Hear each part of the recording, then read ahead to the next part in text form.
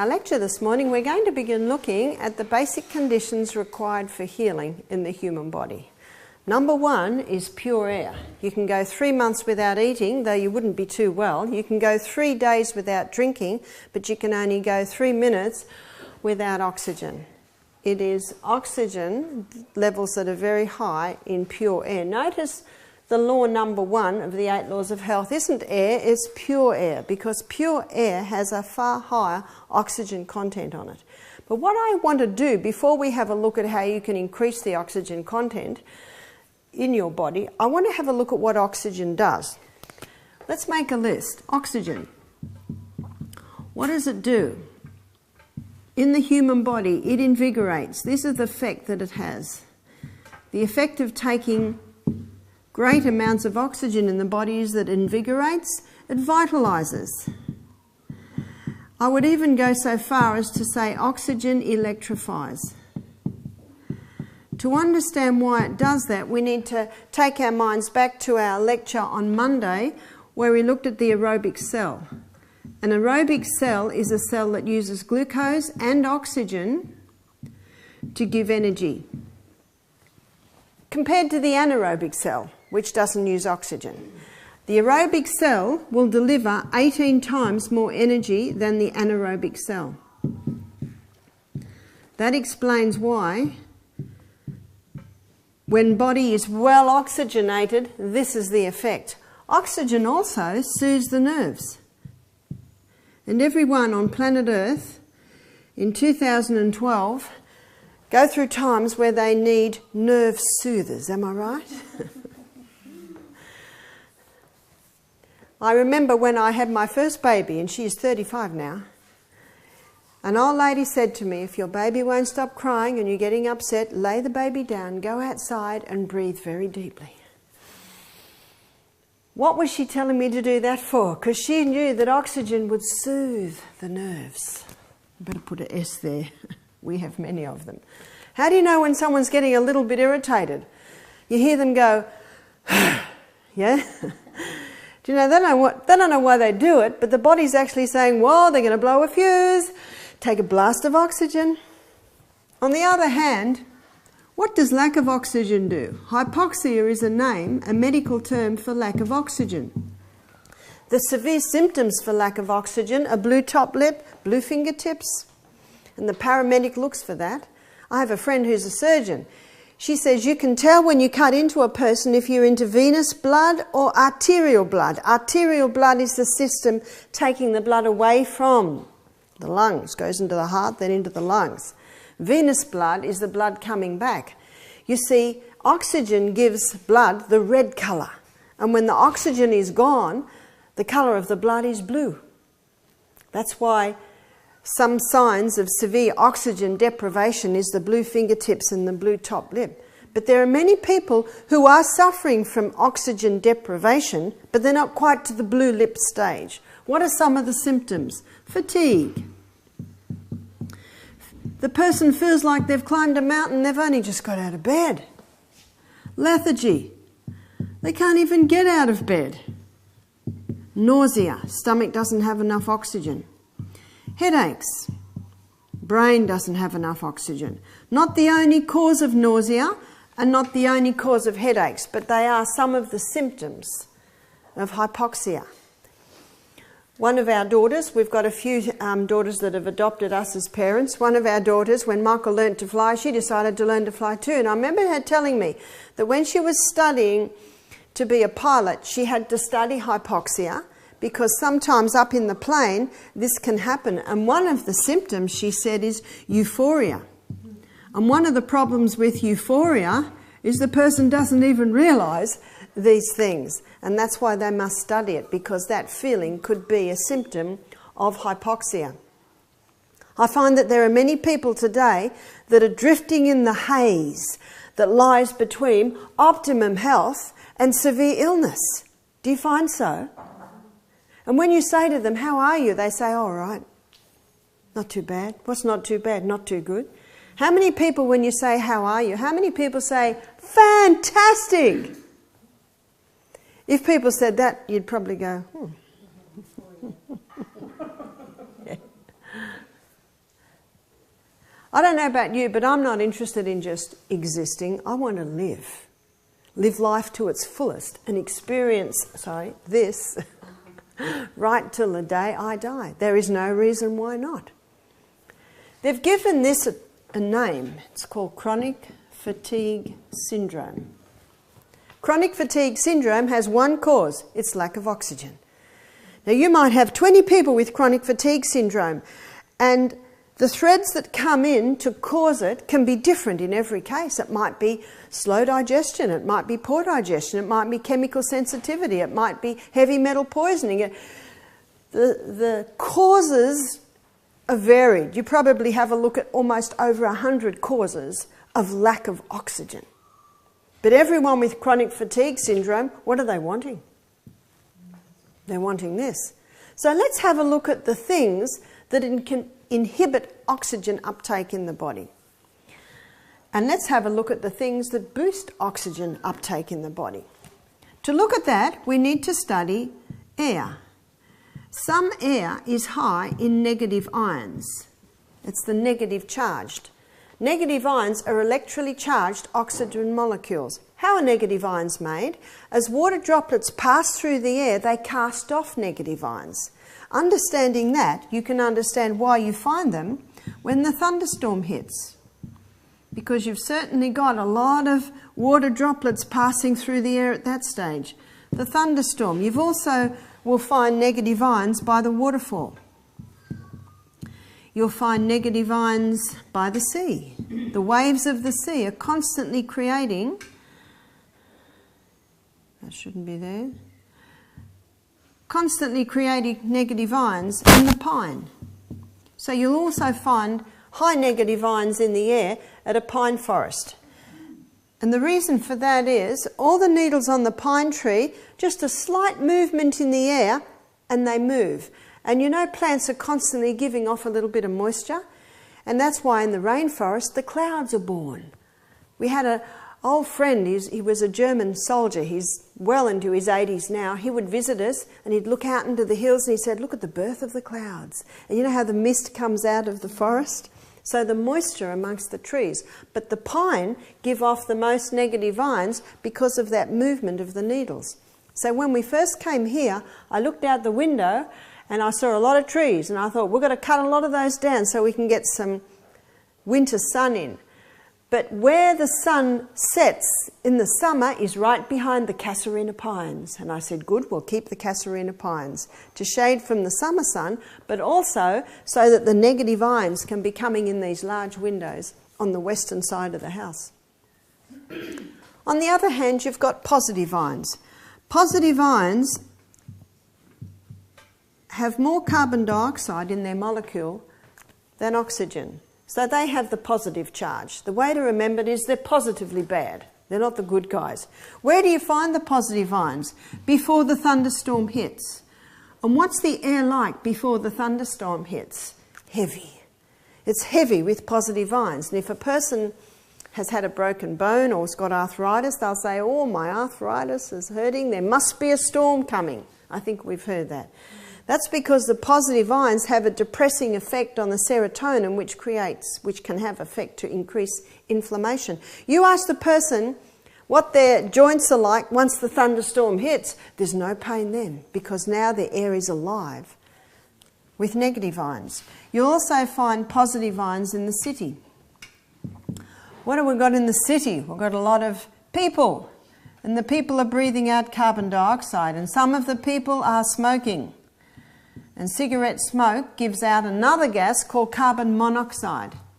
And carbon monoxide is a very dangerous gas for humans because it competes with the red blood cell site for oxygen. What also you'll find in the city is a lot of cars. So it's the cars and the smoke that both give off the carbon monoxide. Let me show you what happens in the red blood cell. Here is the red blood cell. When it comes in contact with carbon monoxide, it forms a very tight union. And because it forms a very tight union, it prevents oxygen being picked up. When this red blood cell goes through the lungs and picks up oxygen, oxygen forms an unstable union. It's an unstable union so that it can be dropped again very quickly. It's like picking up some shopping bags and just dropping them again very quickly. But carbon monoxide, it grabs to the back like a backpack that's all wound around you. You can't let it go quickly. That's why if you go to a hospital, to a ward where they're amputating limbs, toes, feet, most of the people are smokers. Because when a person smokes cigarettes, they're taking in the carbon monoxide, which means some of their blood cells can't pick up the oxygen. And by the time the red blood cells get down to the toes, the oxygen they did have's all run out. And so that's when the toes start to die. You see, the most vital element needed for life is oxygen. Any part of the body that's not getting its oxygen will start to die. And last night we learnt about cayenne pepper. Cayenne pepper moves blood. If someone's toes are stopping to get the blood and the oxygen, what you do is you wrap them in cayenne pepper, bring the blood down. Of course, you've got to stop the smoking. Where else will you find positive ions? You'll find positive ions in a lot of heaters. And the heaters that are the worst are the ones that have the naked flame and take the oxygen out of the air. This is a good illustration, but how we love that fire on cold mornings. But what we do is once it's going well, we close the vent, which means then it's not taking the oxygen out of the room. You'll notice we've got quite a few plants in our room. They purify the air. You notice we've got big windows, have them open a little bit. So if you have one of these fires, just be mindful of it. Keep some of the windows open. You can also put a bowl of water on top when it's going all the time. You will find after a few days there's no water left there. It just keeps the air from being flooded with the positive ions. The best heaters are those column heaters where they don't have the naked flame.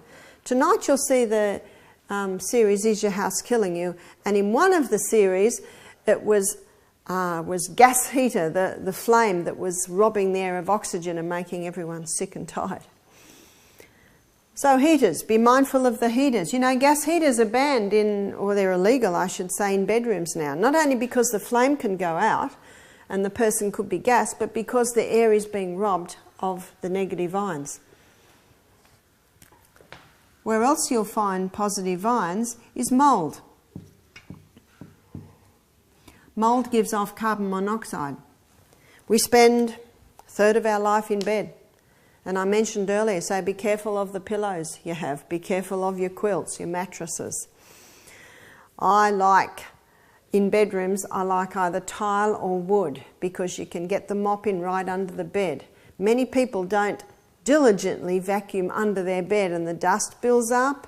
And you know what fungus loves? It loves dark, it loves a bit of moisture, and it loves waste because it's its food. And as Dr. Dingle shows in his series, if you can keep the house clean, dry, with the air and the sun going in, basically there's just no place for this to live. A lady told me this story. She said that her little girl was at a school camp, so she went and stayed the weekend with her and stayed in one of the cabins. When she laid down to sleep in one of the bunk beds, she was on the lower bunk, she got a migraine and she had a terrible night because of this head. She could barely sleep, and she got up in the morning, she left the room and the head eased. That night the same thing happened. She just walked into the room and she went and got a girlfriend. She said, I don't know what it is in this room. She said, I just come in and I get this headache. And her girlfriend said, let's have a look at this mattress. They picked up the mattress and it was just a little foam mattress on chipboard, and underneath the chipboard had black mould on it. The mattress had black mould on it. Now every time someone sleeps on that, we lose a lot of water when we sleep.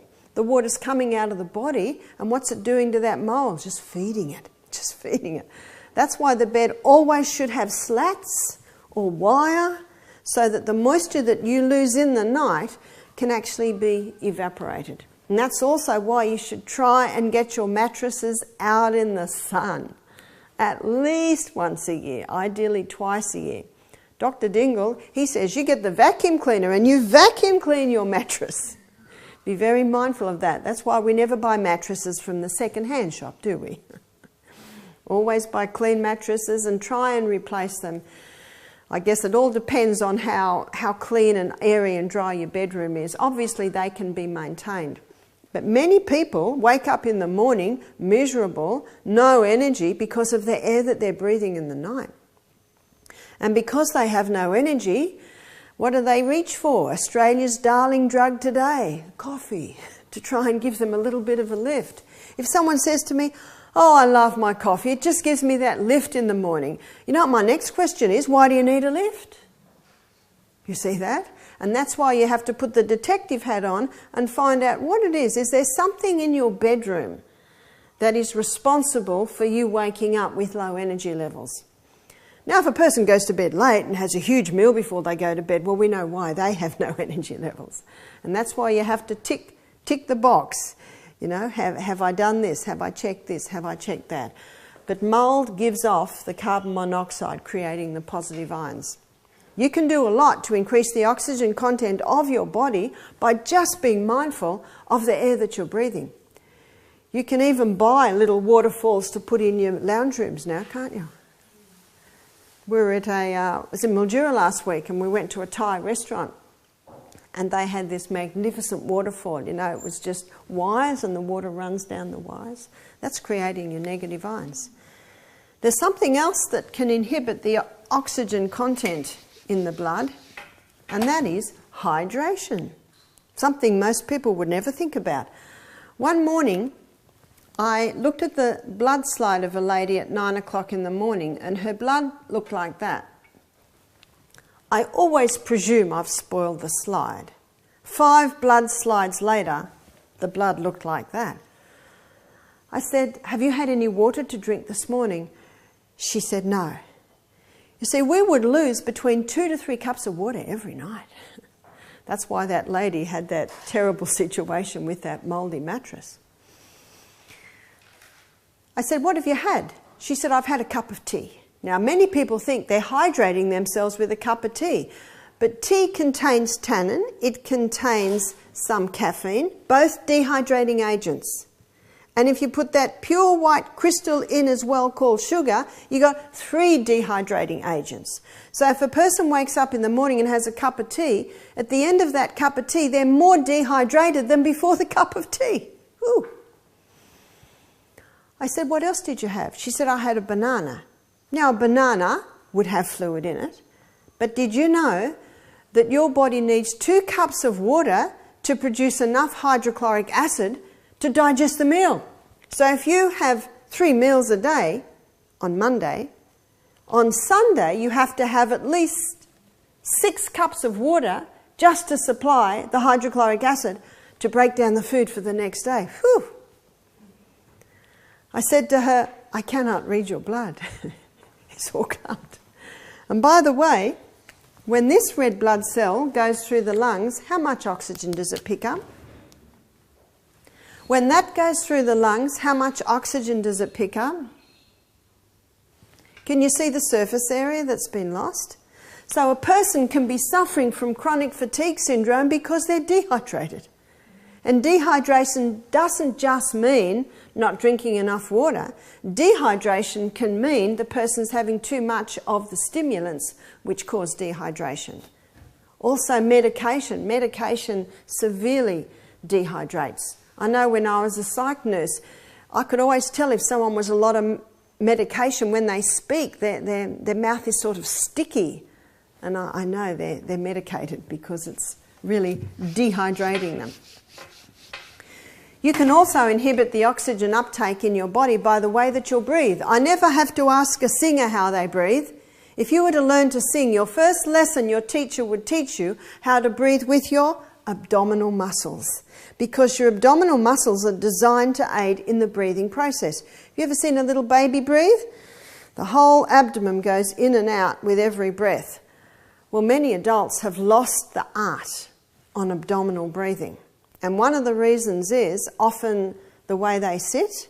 Now, we spent a lot of time sitting on lounges before we bought this lounge because of the lumbar support, because it enables you to sit upright. Now, my husband is a very good illustration of the worst way to sit. I'm always saying, "Husband, sit up." It's impossible to use your abdominal muscles in the breathing process if you're at all slouched. That's why Pilates is so important. Pilates exercises strengthens the core, which pulls the spine into alignment, which allows you to breathe with your abdominal muscles. So that's another plus for doing your Pilates.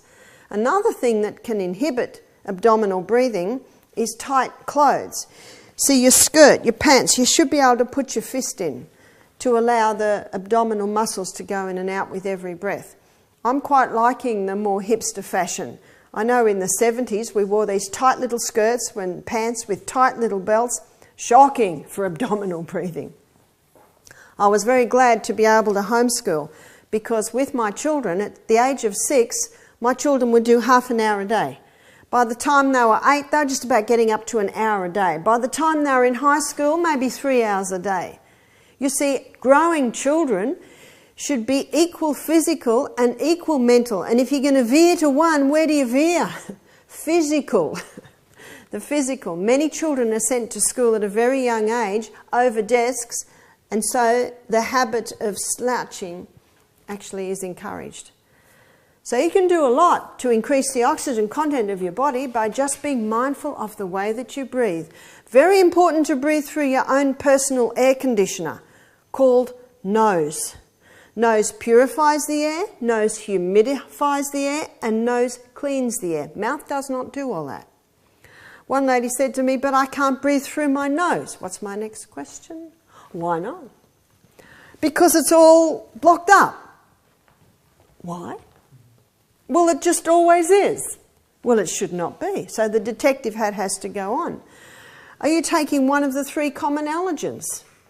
Refined sugar, dairy products and gluten. I've seen many people throw their sleep apnea machines away by stopping the 3 common allergens. If someone has sleep apnea, it's usually because of one of 2 things or maybe a combination. Carrying too much weight, so at night the fluid sort of comes up near the chest department, or they have an allergy, and so there's always mucus around. We had a 35-year-old guy do our program. On the 2nd night, he stopped using his sleep apnea machine. I talked to him 6 months later, and he still has not used it.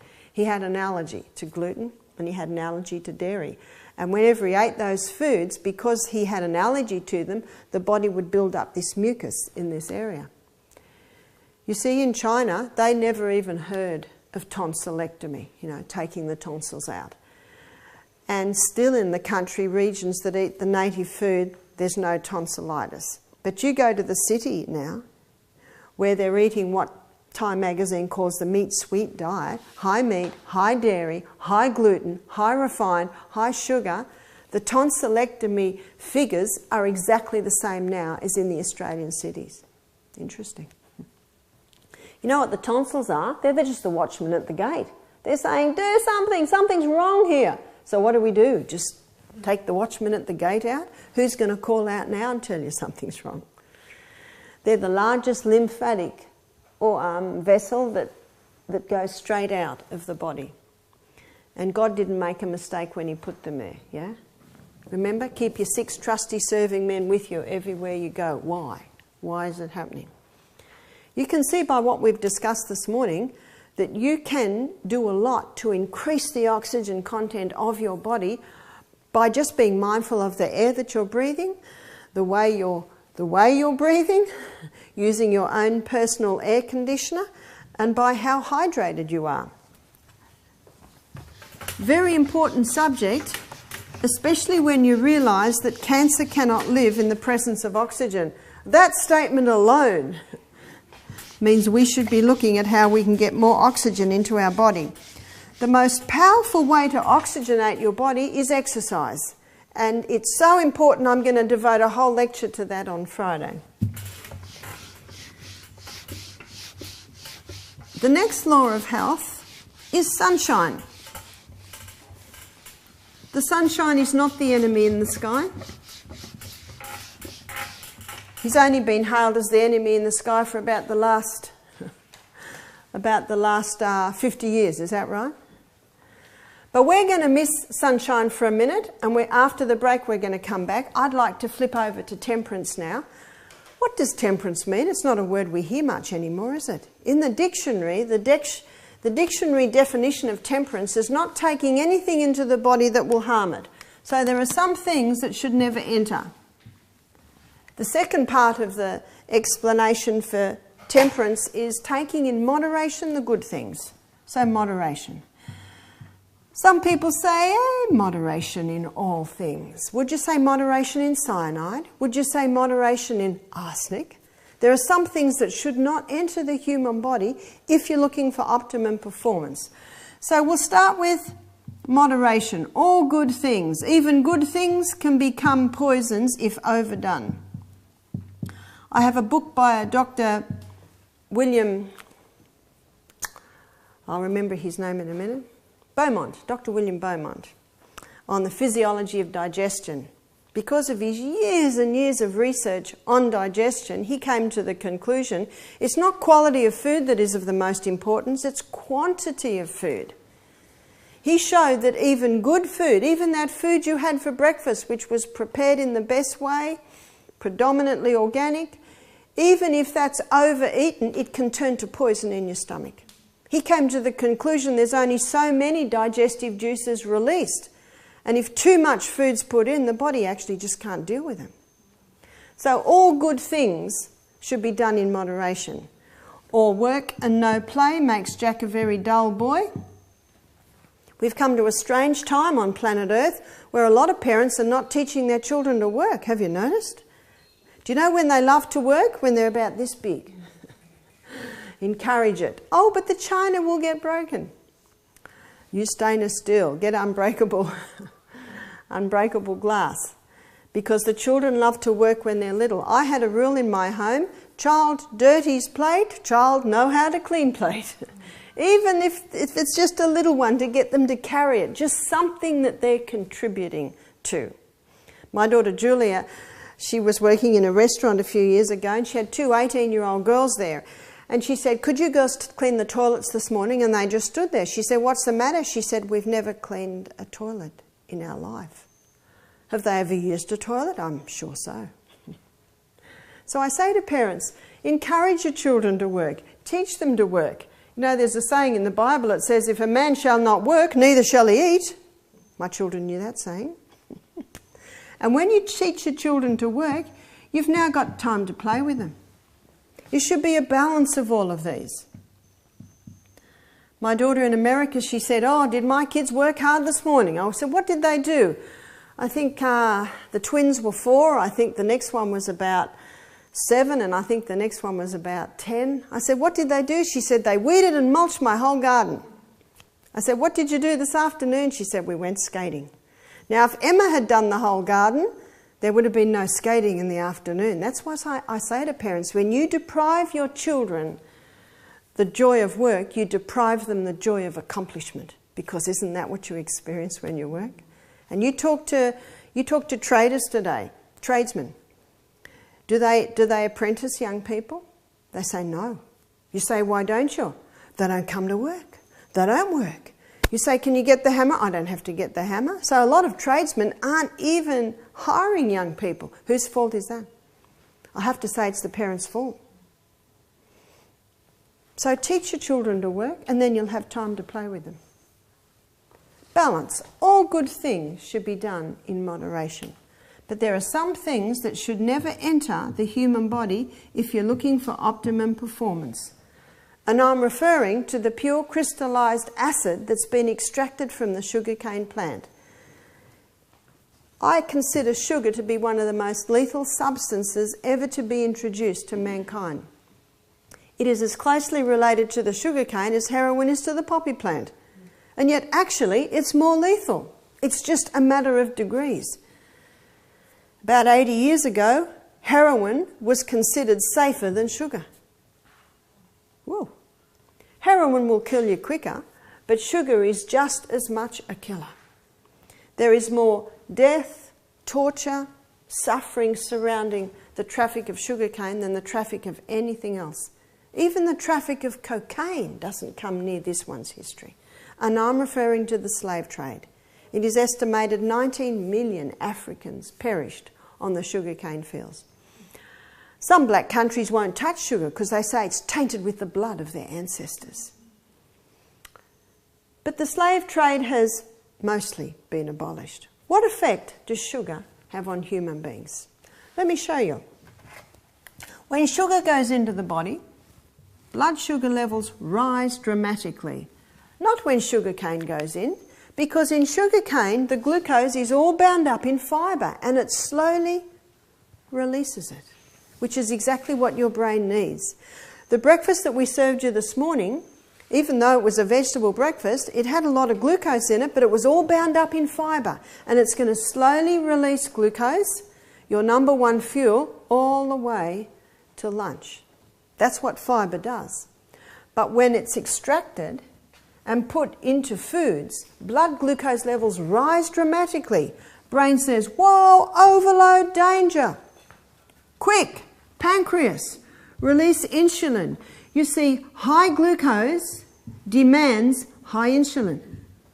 Insulin is the hormone that gets the glucose out of the blood and into the cell or into storage. So very quickly blood glucose levels start to drop. But because it was a crisis and more insulin was released than it really should have been, blood glucose levels are dropping. Down there, the brain goes, whoa, we're running out of fuel. Quick, stop the insulin and release the glucagon. Glucagon's the hormone that gets the blood glucose levels up again. But what does the person do down there? Jelly beans, cup of coffee with 3 teaspoons of sugar, I need a lift, Mars bar, Coke. Will that give a lift? Oh, yes. Whoosh, up again. Oh, no! Brain says, pancreas, stop the glucagon, release the insulin. Oh, no, we're too, stop the... Have you ever worked under such conditions? You wear out. And that's exactly what pancreases are doing. But before pancreases wear out, something else is happening. Here's the cell membrane, and here's the insulin receptor site.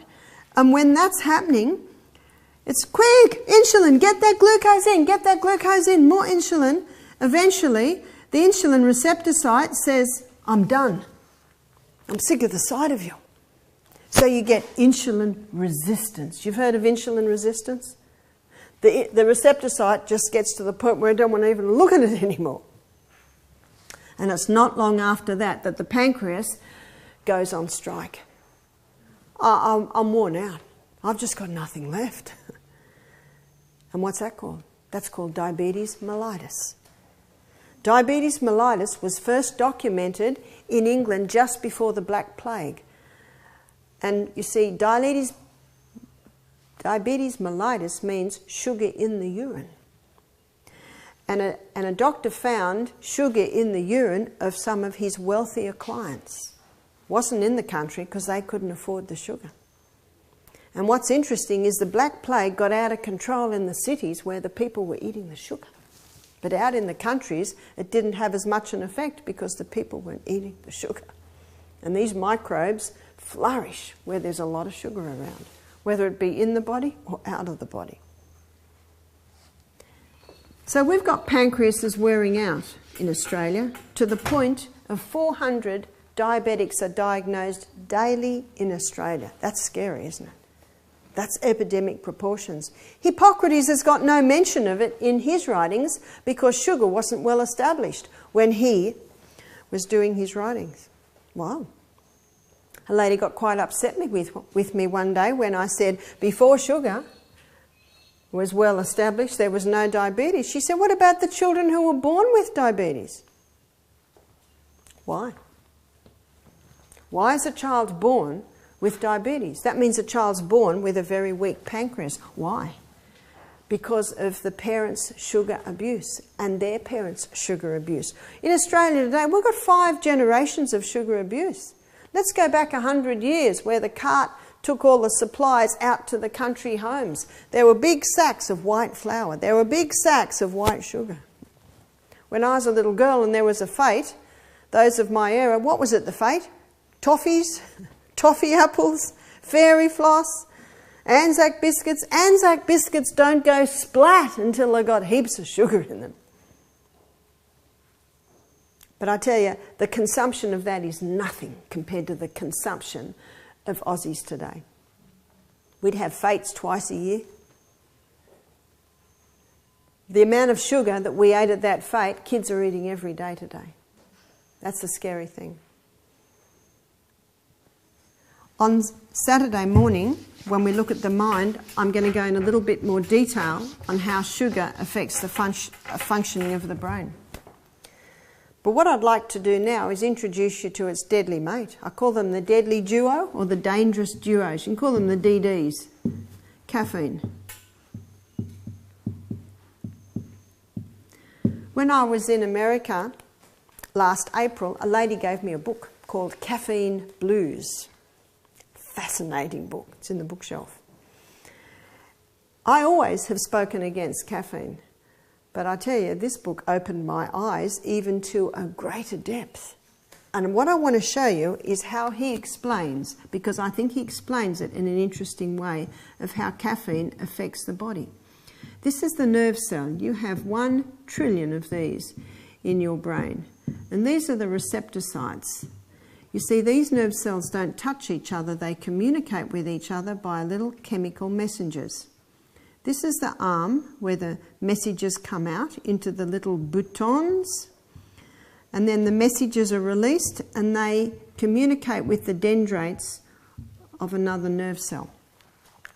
One nerve cell has the ability to communicate with 20,000 other nerve cells. Wow.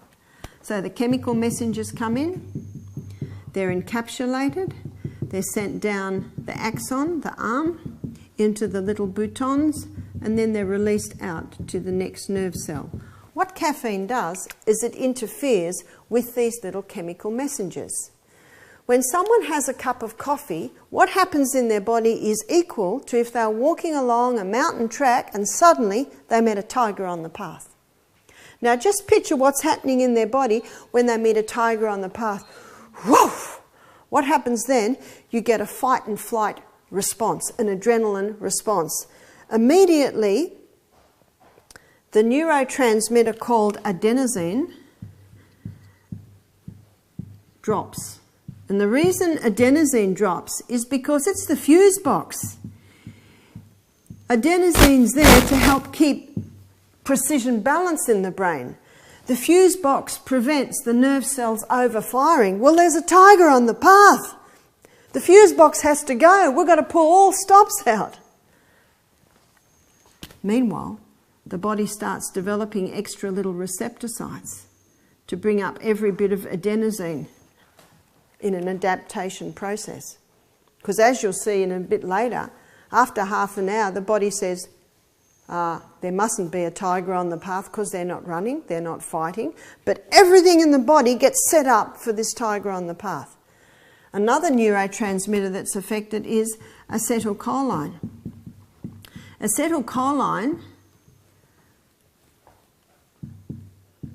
rises, and it has to do with front brain function. This is where your reasoning powers are, your judgment, your intellect, and that increases because you've met a tiger on the path. Vroom! You've got to make some quick decisions. Are you going to run? Are you going to fight this tiger? Are you going to climb a tree? Can you see why that neurotransmitter rises? The other neurotransmitter that's affected is dopamine. And dopamine makes you feel good. Dopamine levels rise when caffeine goes in. So you've met a tiger on the path. Why are you starting to feel good? Because adrenaline's pumping. You're going to have to fight for your life. Something else is happening. All the muscles stand up. It's like the trumpet goes, soldiers, ready to fight. These muscles are ready to run for their life. Run like you've never run before. Climb like you've never climbed before. And I think we've all heard stories of people in a crisis doing superhuman efforts. This is what happens when you drink a cup of coffee. Digestion stops because we've got to forget about that right now. We've got to run. Blood pressure rises. Blood pressure rises because very soon that heart pump's going to have to supply extra blood to those muscles that are running for their life. But there's no tiger on the path. There's no tiger on the path. The person's not running. They're not climbing the tree. They're not fighting for their life. So the body goes, whoa, we've got to bring some balance back in here. That's when the receptor sites develop. Body says, whoa, too much acetylcholine. Body, stop making so much acetylcholine. Acetylcholine levels start to drop. What about dopamine? Well, day after day after day this happens, dopamine levels start to drop. The person doesn't feel good anymore. Wow. How would you feel if you met a tiger on the path every day? How would you feel if you met 3 tigers on the path a day? How would you feel if you met 5 tigers on the... Ooh, 7 cups of coffee a day causes mental illness, well documented. 3 cups of coffee a day, it'll just take you a little bit longer to get there. But you can see why most people love their coffee. Their brain function increases and they feel good. If someone says, I love my coffee, I said, no wonder you've met a tiger on the path. If you met a tiger on the path, you don't go, oh, there's a tiger. Whew. And that reaction is what happens when you have that cup of coffee. It's interesting, the guy that wrote the book, he said it was very difficult to get the research because the researchers are drinking coffee and they don't want to look at that. When I was in Los Angeles airport in March, no, it was actually December, just gone. I had to catch an early morning flight. Starbucks cafe wasn't open yet. There was already 10 people lined up. I think it opened at 6:30. And when they come away, they don't have a little cup of coffee. They have a cup of coffee this big. But I have to tell you about my son-in-law. Because a lot of people say, what about Italy? They drink their coffee all day long. They don't have mental illness. My son went to Italy, to Venice, to look at all the architecture. He just had a backpack and a bike. And he went to one restaurant. He's never had coffee in his life. He's been a vegetarian all his life. Never smoked, never drank, never had drugs. Now pushing the coffee. Oh, you must have the coffee. All right, had a cup of coffee, couldn't sleep for 3 days. Imagine this guy, you know. Meet a tiger on the path, you know. It takes 3 days for the nervous system to adjust. He thought, oh, now I know why I don't touch that stuff. Last day he was there. It was morning. He was having a beautiful restaurant in a little Italian cafe. 5 waiters came up. You haven't got coffee. He said, all right, I'll have a coffee. They gave him a tiny little one called a shot. He had it. There was no bitterness in it. He said it was rich, creamy. He got no reaction. He went home and he talked to his mate who's a skipper who grew up in New York. He said, I'll tell you what happened. He said, I grew up in New York. I worked in an Italian restaurant. 2 years they trained me to make coffee. And I thought I had it right. And I went out one morning, took it to the boss. They smelt it, threw it on the footpath. He still hadn't mastered it. There's a certain way to make it where you don't get caffeine. And this is what the Italians do.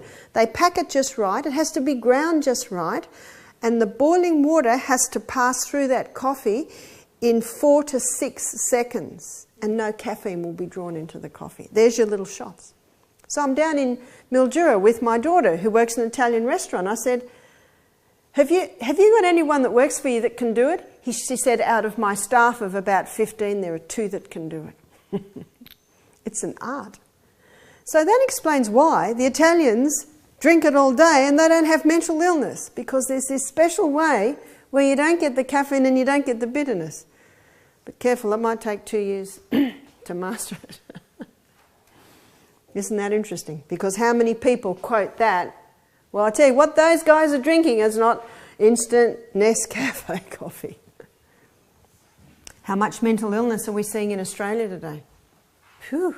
45% of Australians at some time in their life, the figures show, are suffering from mental illness. Phew. That's big. There's something wrong. Is it because of Australia's new darling?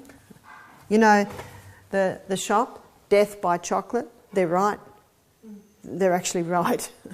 Nothing wrong with one little square of 85% Lindt dark chocolate occasionally, but not many people can do that. Every year, and 4 registered nurses have told me this at different times over the last 15 years, every year children are admitted to casualty with chocolate poisoning. That one doesn't reach the newspapers, does it? Mercury. Mercury is neurotoxic. So any dentist that tells to you there is no scientific research to show that there's anything wrong with mercury, why is it classified as neurotoxic? It is one of the most toxic metals. Now, it's such an interesting metal. It's the only liquid metal. And I think as children, maybe most of us, a thermometer broke, and it's such an interesting thing to play with. But it's a neurotoxin. You've heard of mad catter's disease? The hatters used to put mercury on the felt hats because it's a fungicide. Oh, it's a fungicide, all right, it'll kill everything. And they went mad because through the pores of their skin, the mercury was going in. In America, mercury was banned for 150 years. The American Association of Dental Surgeons had the same guidelines as the European dentists, which was no mercury. And some of the dentists were getting irritated because they liked this mercury. You see, they put mercury with silver and tin and copper, I think it is. And there's very little sensitivity to silver. You know, something like 10% of people are, but there's a high sensitivity to mercury. And when they put the mercury filling in the mouth, it sort of molds to the tooth and then sets, and that's why the dentists love it. And it's antimicrobial. It's antimicrobial, all right. It's anti-life.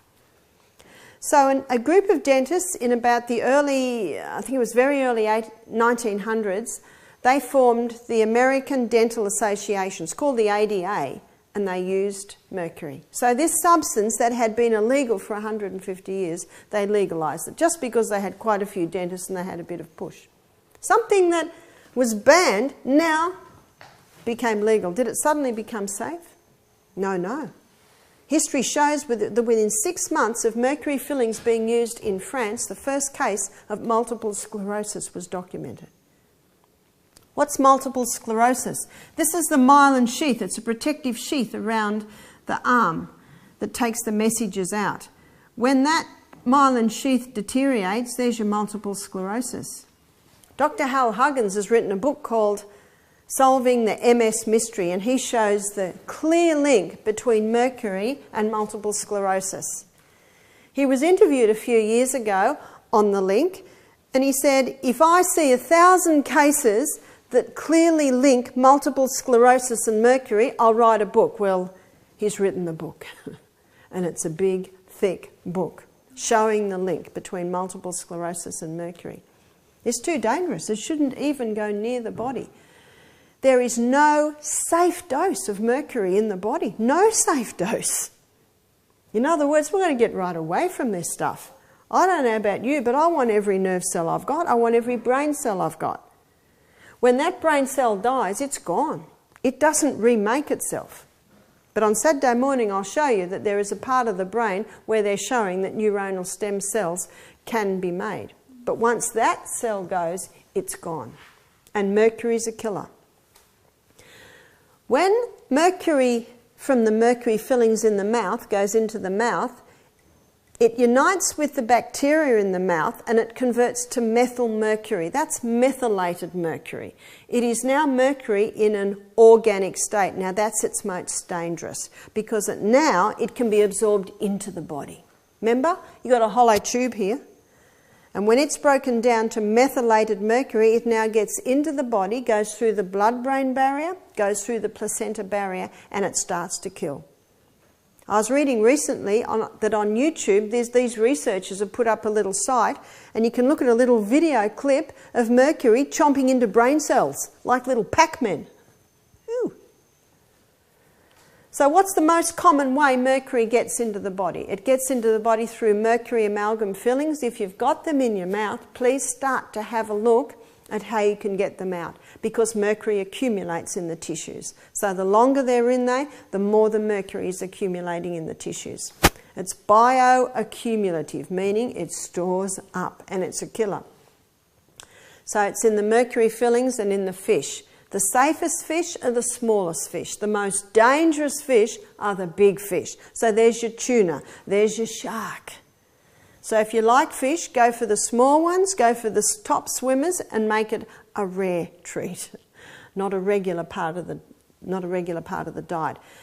But you know the most common ways today, because a lot of people are aware of the danger of mercury in fish and in the mercury fillings, a lot of people are getting their fillings removed.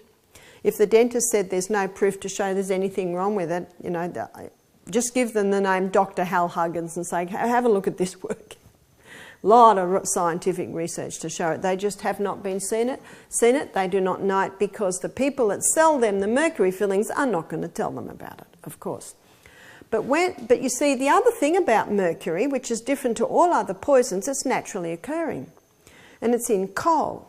So in the coal burning fires, the mercury goes into the air and the wind goes and it can travel for a long way. You'll also find it in fluorescent lights. So in incinerators where people are burning batteries, fluorescent lights, and some paints have mercury in it, that's when it gets into the atmosphere. Alcohol is also neurotoxic. These are the two main neurotoxins. Interesting, they were both banned in America for many years. They're both legal in America today. Does that mean they suddenly become safe? No, I'm afraid we're not going to spend time on this dollar sign here, but there's a lot of vested interests that are more interested in the dollar than you or my welfare. Alcohol is neurotoxic. No safe dose of that. The Australian Health Department have issued a warning there is no safe dose of alcohol. It just shouldn't go into the body at all because it's a brain cell killer. And remember, these guys don't recharge. In America today, it's illegal for a young person to drink under 21.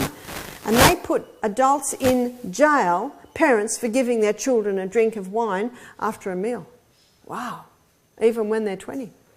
But you can go to America and you see 15-year-olds driving cars. And there's no real danger because they're not drinking while they're driving. Tragedy is, this Saturday and Friday night, there are young people that will die. There are people that will lose their lives because of this. That's why education is power. Many young people think there's fun. That's why I say to parents, show your kids how much fun you can have without it. Drugs.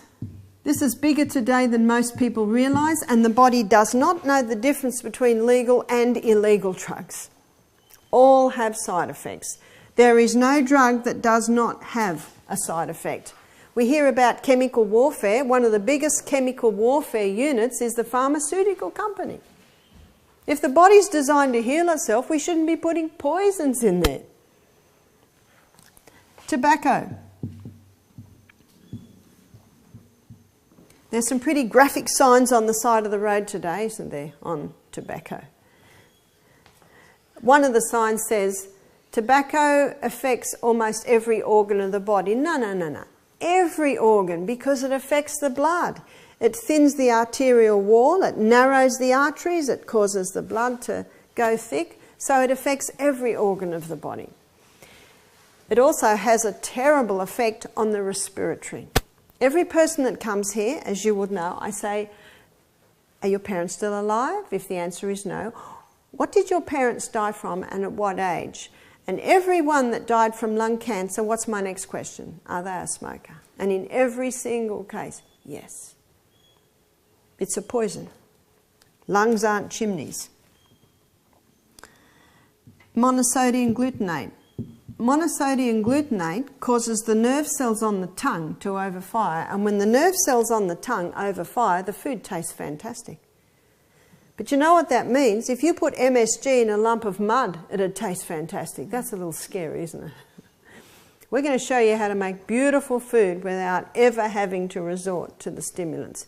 If someone has to resort to MSG, they've done something wrong with their cooking. Eh? And as I mentioned the other day, when you have organic food, food just picked, the nutrient content is very high and the flavour is very high. High flavour, high minerals. If MSG causes the nerve cells on the tongue to overfire, that means it causes nerve cells everywhere to overfire. And that absolutely happens in the brain. So MSG, in a roundabout way, can cause death of the nerve cell. Chemicals. One of the scariest place you'll find the chemicals is in many bathroom laundry cupboards.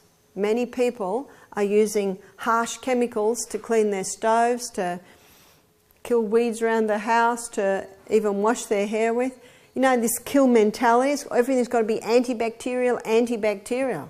Well, anything that has the potential to kill something small has the potential to kill you. Because there are more microorganisms in our body than cells. Keep the house clean, as I said earlier. You don't have to go to the chemicals. And you've heard of elbow grease, just scrubbing. Just scrubbing. You do a maintenance dose on your house, you never have to go to the big guns. You do a maintenance dose on your body, you never have to go there.